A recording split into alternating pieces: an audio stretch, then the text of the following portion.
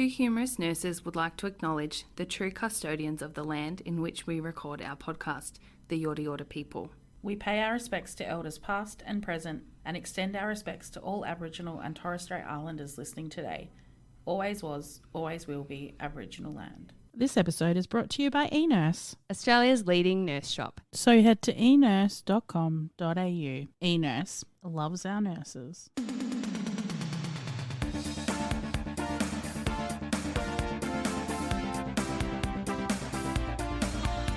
Two humorous nurses with Kelly and Alisha. The podcast that's always talking shit.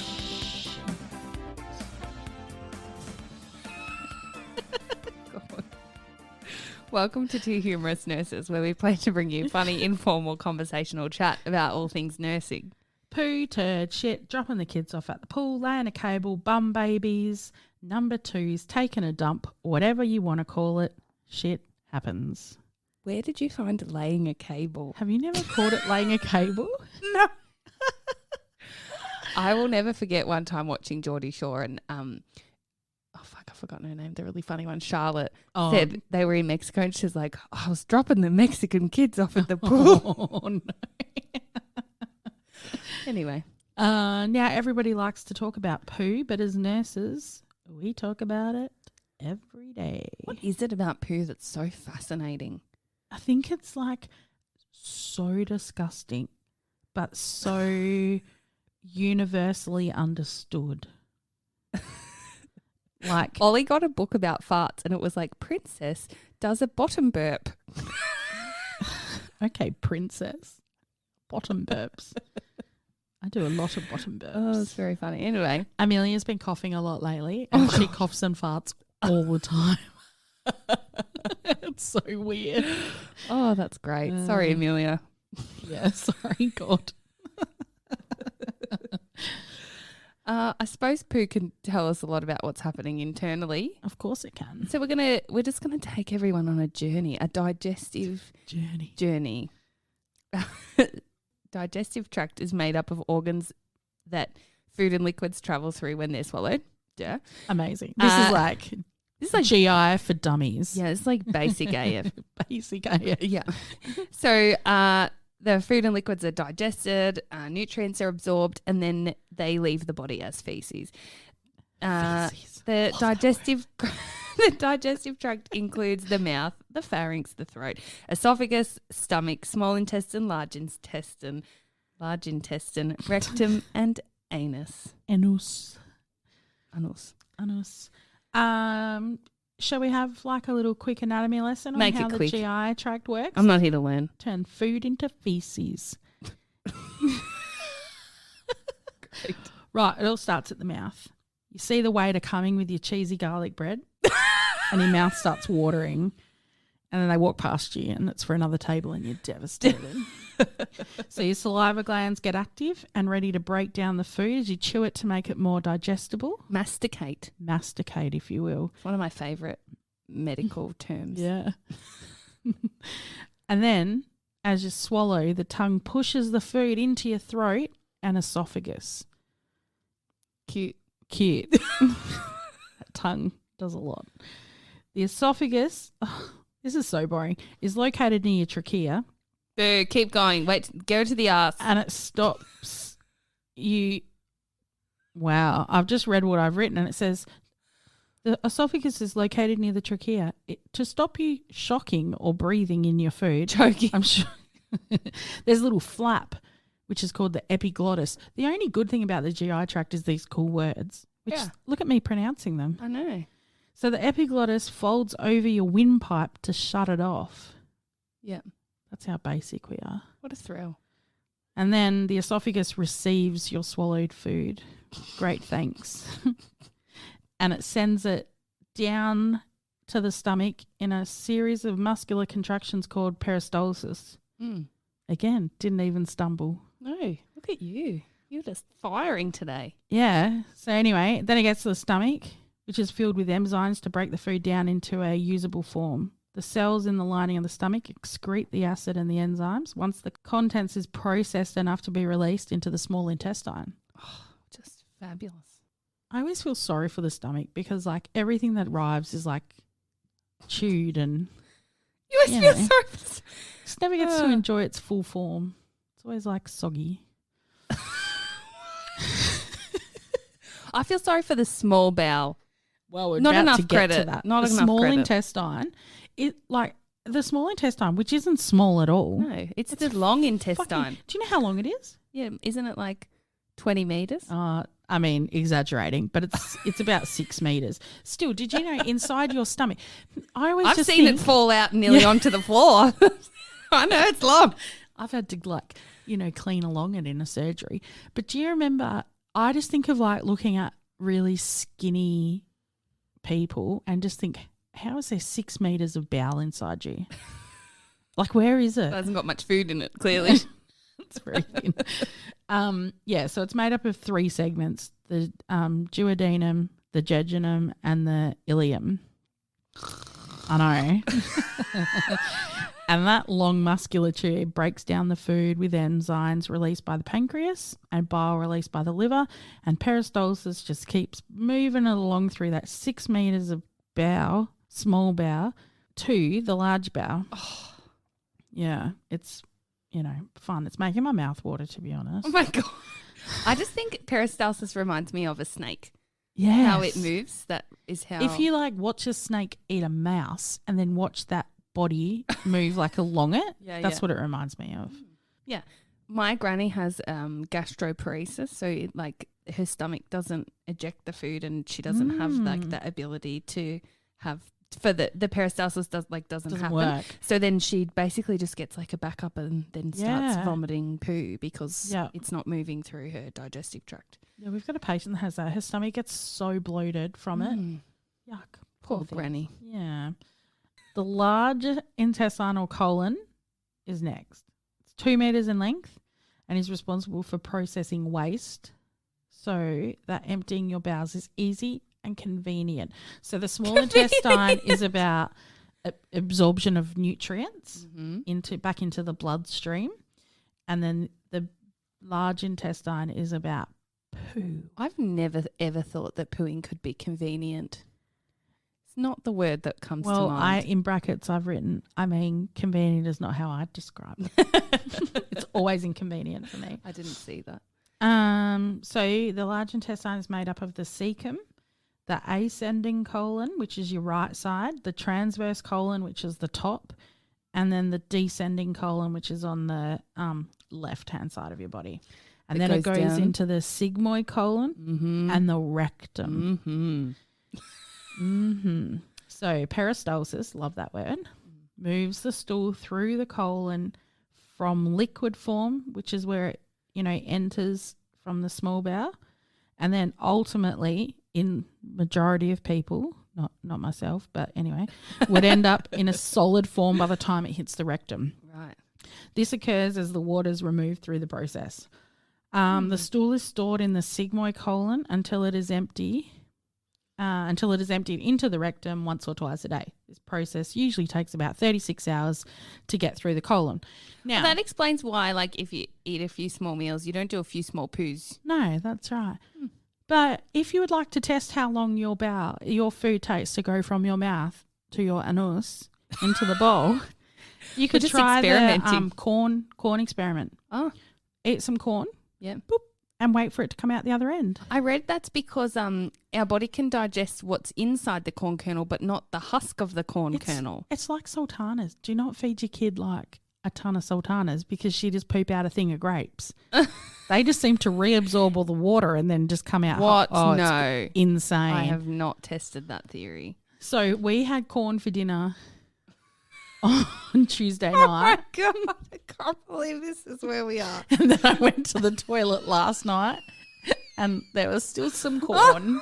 So that was Tuesday night to Thursday night. It's about 36 hours.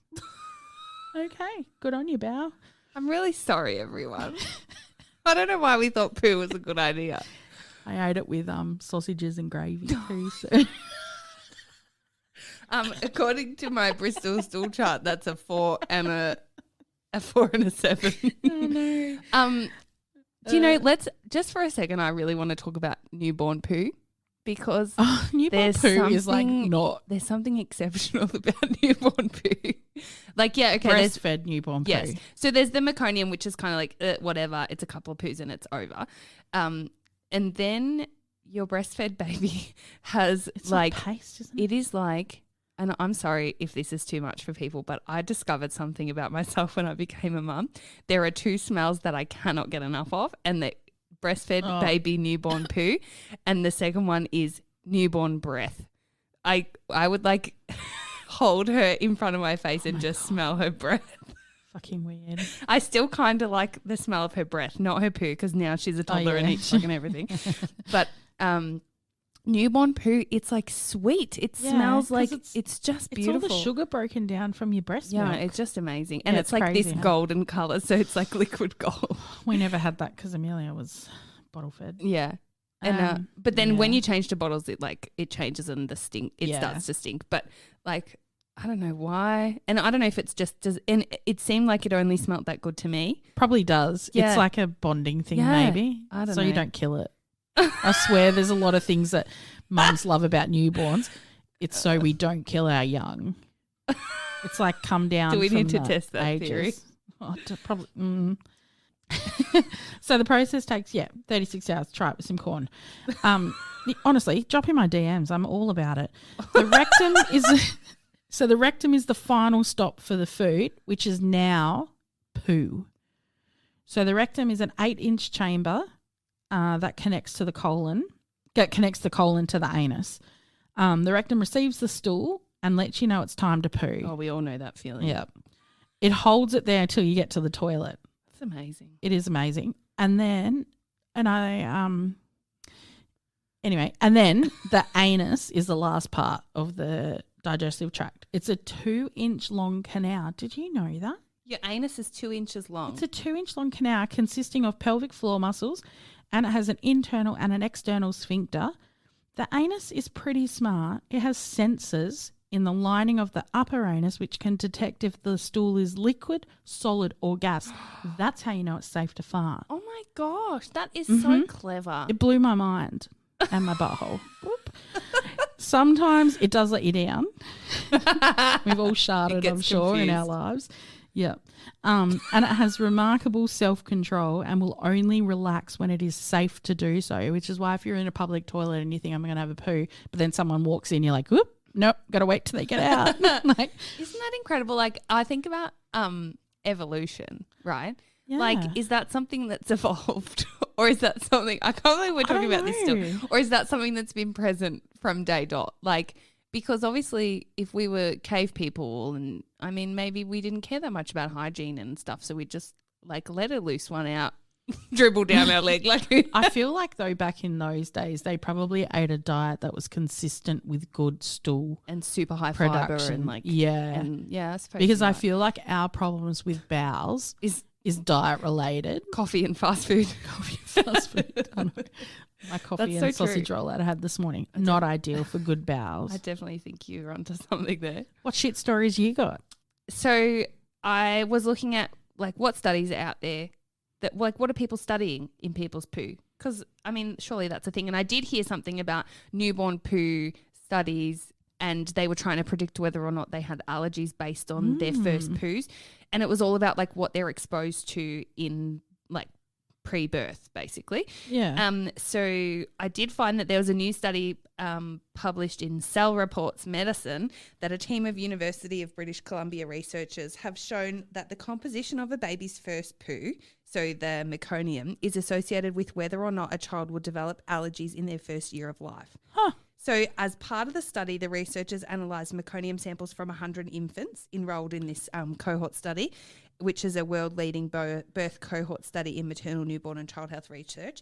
Yeah, so I think those studies have shown some promising results and in the ability to predict whether or not kids will have allergies. It's funny, I was watching Drag Race the other day and they were talking, segue, right? And they were talking about allergies, and Raja, who's Indonesian, turns around and goes, I'm from Indonesia. Allergies is a white people thing. And I really thought about that. I was like, what? Like, is that real? I didn't know that. Like, is that a real thing? I don't know. Because I guess, I'm curious to know more about the allergy thing. But anyway, today we're talking about poo. I also saw a study that people were concerned about certain gut bacteria going extinct because of the overuse of probiotics and antibiotics. Yeah. That obviously good gut bacteria is important for digestive health. And I think there's been so many studies into how your gut actually impacts your overall health. There's lots of studies into how your gut health and your like microbiome of your gut is related to mental health and like psychology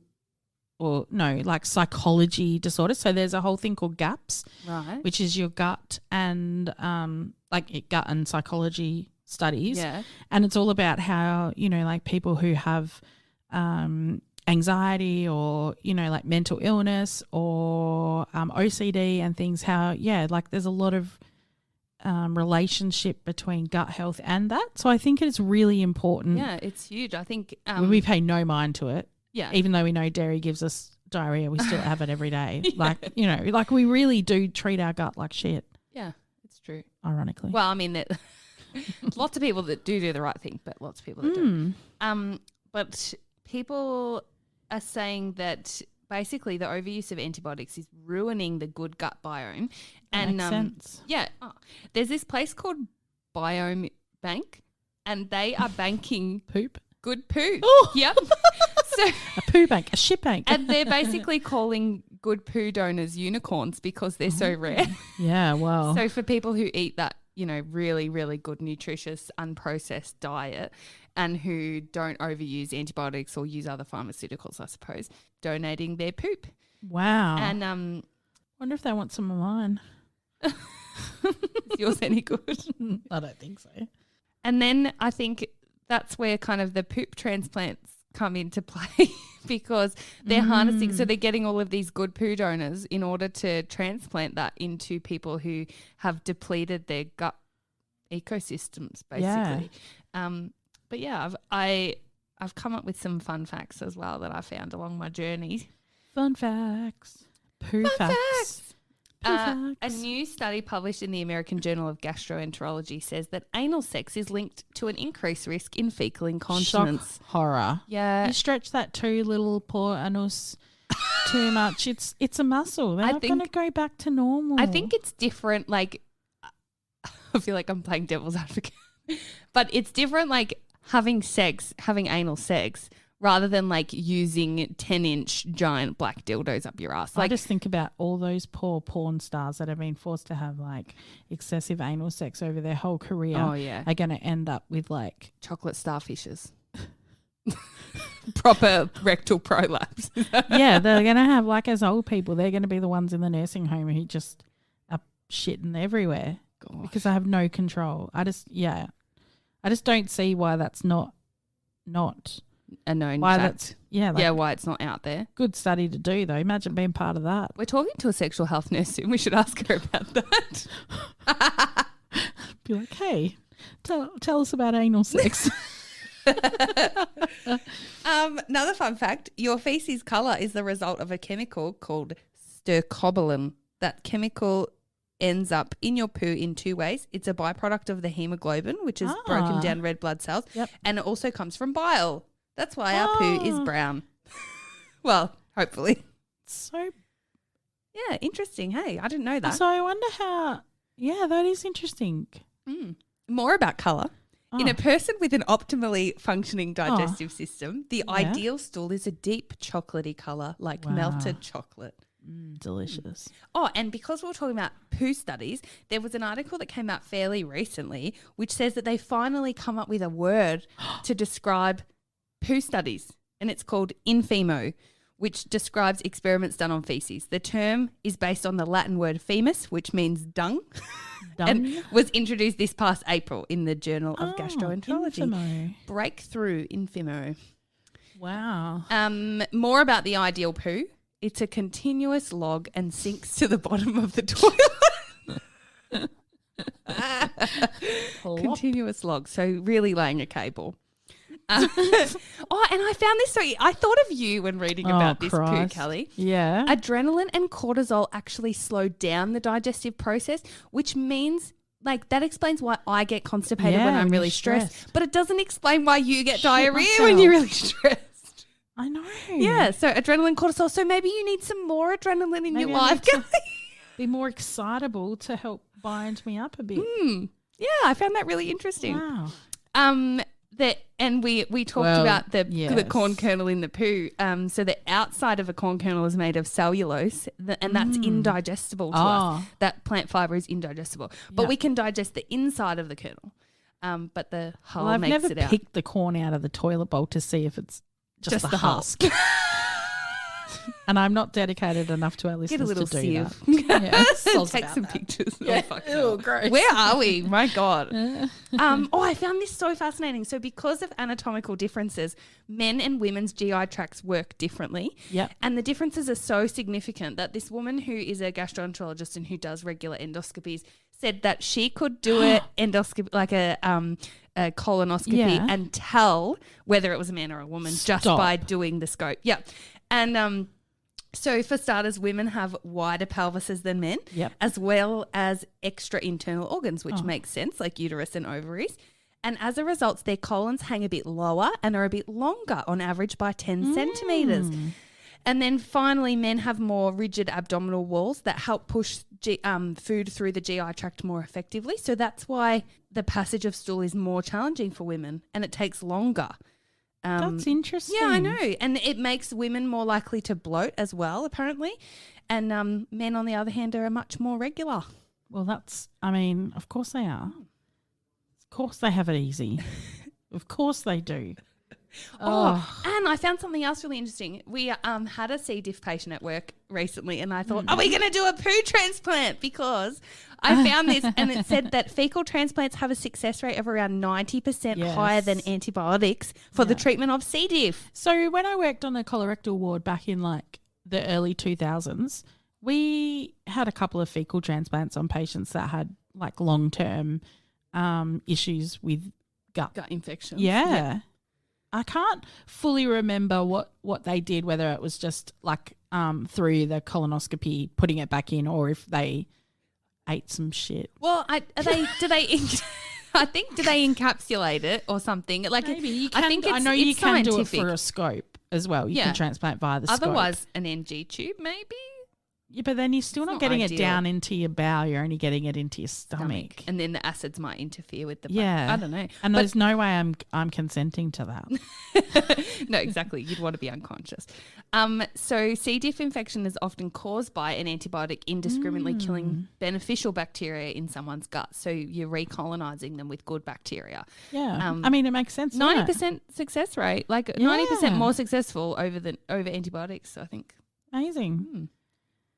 You know the best way to make sure your poop is okay is to look at it. If you need a clinical reference, you could use a Bristol stool chart from the eNurse for guidance. From rabbit droppings to a rich saucy gravy, this card has all the visual poo guidance a nurse could need. eNurse is Australia's leading nurse shop, specialising in everything that a nurse would need to survive every shift, from high quality and stylish nursing scrub sets to handheld study guides and nursing equipment. They are truly a one-stop shop for everything you need. Well, we couldn't have a poo episode without me telling you some poo stories from the internet. Oh, you're not going to tell us your poo story? I mean, about that time you shat on the side of the road? Alisha!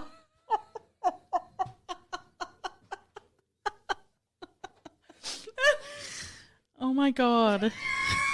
No, I'm not. I'm trying to block that from my memory and from my child's memory and my mother-in-law's memory who was in the car with me.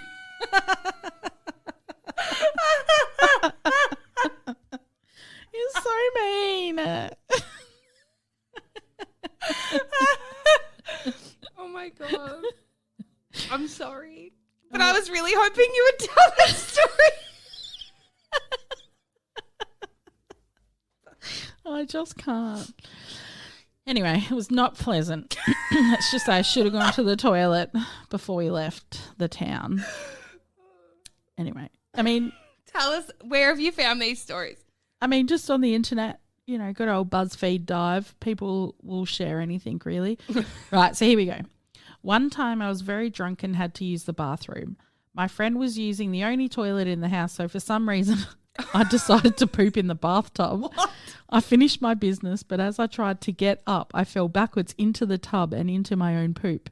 In my drunken state, I turned on the shower to try and clean up myself and the bathtub, but the shower drain got clogged, creating a giant poop bath that swirled around me. Cleaning that up was not fun. What the fuck? Why wouldn't you go and shit out in the bush or something? Oh, God. Crikey, For some yeah. reason, I thought it would be a good idea to have coffee, Taco Bell and White Castle during, I think that's like a burger chain, during a 3-hour drive to my parents. I was 5 miles from their house when my stomach took a turn for the worst.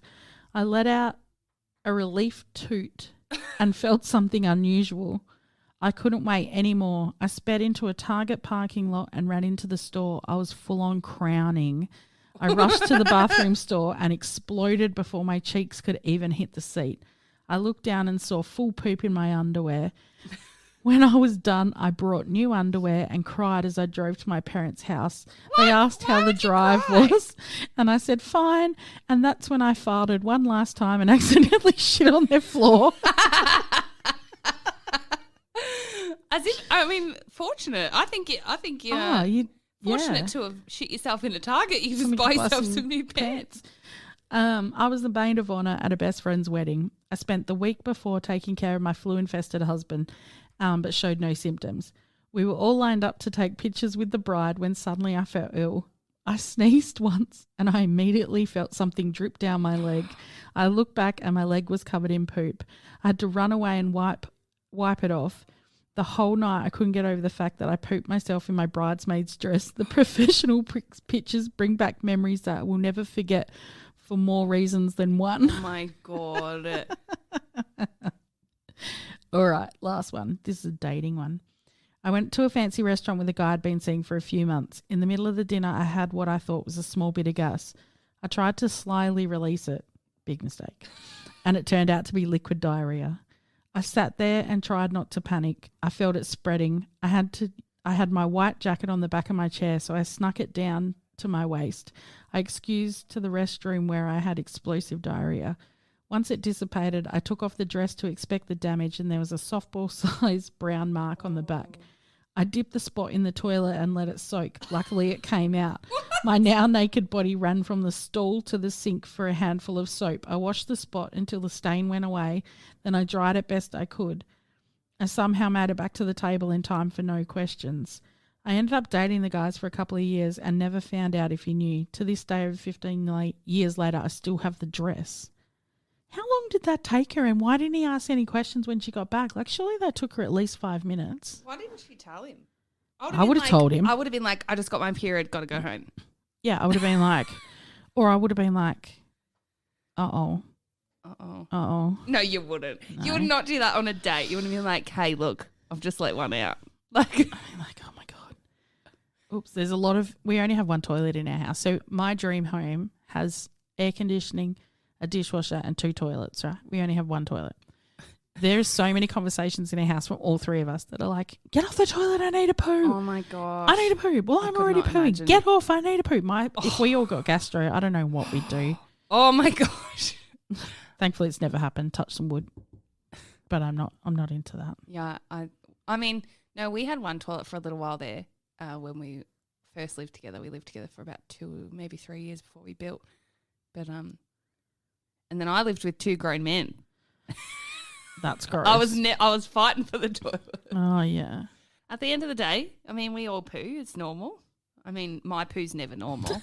And neither just 2 perfect hosts for this episode. Most of it normal. Poo's not normal. Get yourself a Bristol stool chart. Tell us about I've got one on the back of my toilet door. I bought it off Etsy. It's like fancy. Does that help you? Like, well, I never shut the toilet door when I go, so I never see it. But you shit with the door open? Yeah. Why wouldn't I? It's my house. Unless people are over, of course I shut the door if they're over. Even if your family's home, they can just hear you plopping away? Yeah. Or squirting away? Yeah. Oh my God, Kelly, no. Too much. But it has like a little crown on number 4 and number 5. Number 3 3 and number 4 because they're like the king poos. They're like the corn on the cob and the sausage. The According continuous to log. my Bristol stool form scale. If you'd like to, buy us a coffee to help us poo, The link is in our bio. it is in our bio, along with the link to our new website and to all our discount codes. Yeah. Could also send us, check us out on Instagram at 2 Humorous Nurses Podcast. And be sure to like, and Subscribe. Hit the little bell on your Spotify or your yeah. Yep. Email your stories. We haven't had many stories lately. Please send us your poo. If you've got Yeah. an embarrassing poo story, Tell us. tell we us. won't air your dirty laundry unless you want us to. Dirty laundry.